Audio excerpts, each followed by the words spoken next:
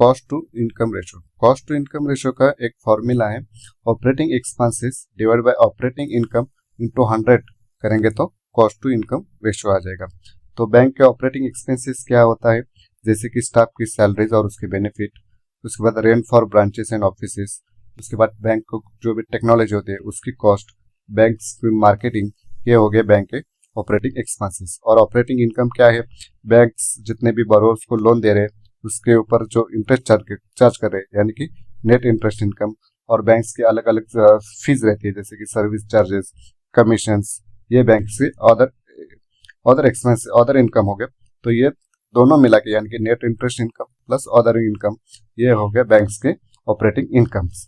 तो cost to income क्या हो गया, operating expenses divide by operating income into 100 करेंगे तो कॉस्ट टू इनकम रेशियो हो गया। तो हम एक दो एग्जांपल से समझ लेते हैं कि उसका बैंक का कॉस्ट टू इनकम रेशियो कैसे फाइंड आउट करते हैं।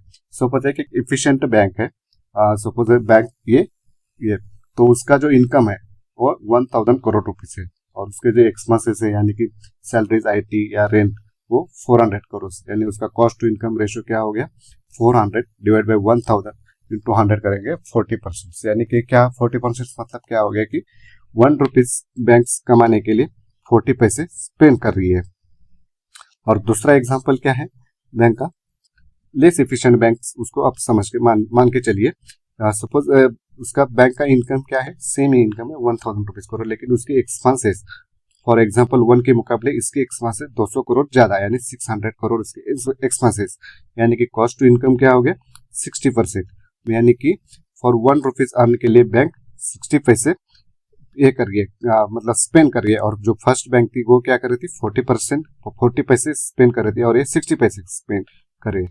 यानी कि सिंपल, जितना भी बैंक्स का जो कम ये रहेगा कॉस्ट टू इनकम रेशो, वो बैंक अच्छा इफिशिएंट है फॉर अर्न मनी, और जितना ज्यादा होगा वो बैंक लेस इफिशिएंट है फॉर अर्न मनी।